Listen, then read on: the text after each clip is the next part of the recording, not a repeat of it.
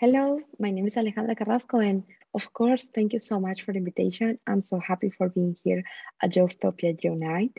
And I will start talking about my life, my experiences that shaped me in the version of myself that I am now. And of course, telling you more about my role at Wawa Laptop. Well, Wawa Laptop started in 2015. It's a familiar entrepreneurship. Well, I had a chance to travel with my family to different places in Peru to just find out job opportunities.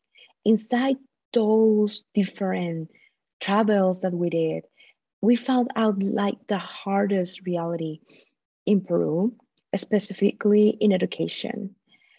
We found out schools that were abandoned by different governments and people and different communities. Schools that weren't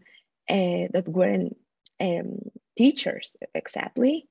Um, of course, the students were attending, but the lack of infrastructure and digitalization was one of the biggest questions that we did during that time.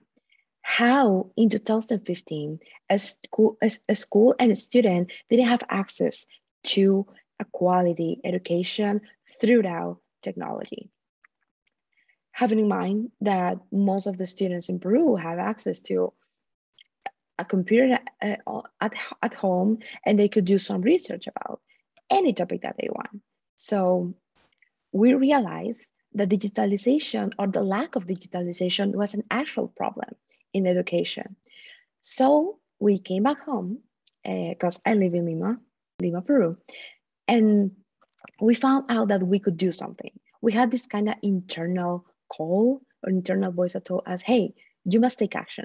So that's the way that we create Wawa. It was like a moment of how our life experiences make us take action on a problem that is actually happening in our country. So my mom, my dad, and my uncles and I, we start like working towards a solution.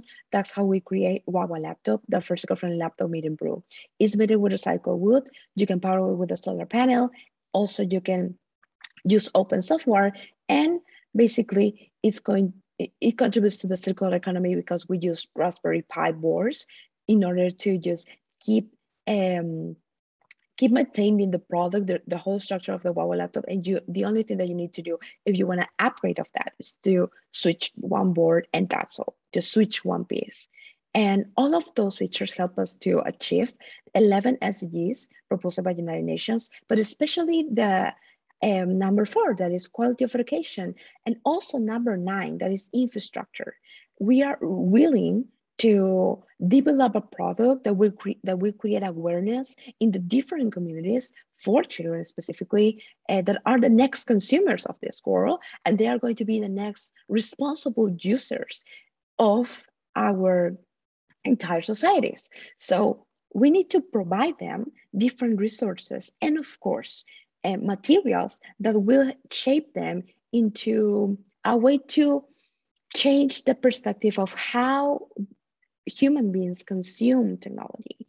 Do we need to be conscious about like the different technological garbage and contamination that provides, for example, to buy one computer 1 year, but in 3 years you're gonna buy a new one. And this is part of this common sense called the program obsolescence that most of the different companies promote at the moment that they release a product.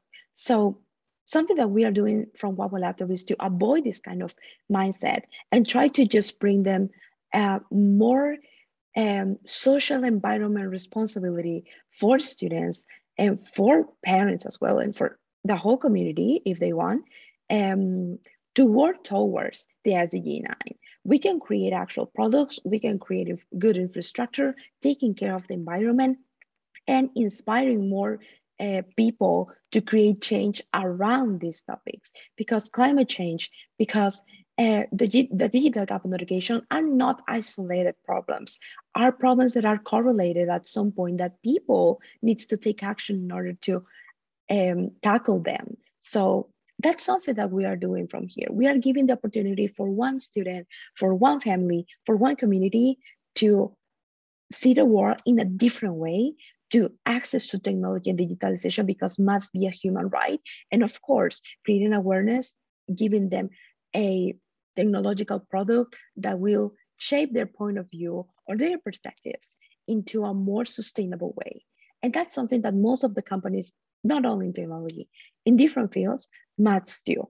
And that's actually the way that I'm thinking to finally achieve the SDGs by 2030, but also to have like a main focus on how to tackle SDG 9 and how to develop it for more people.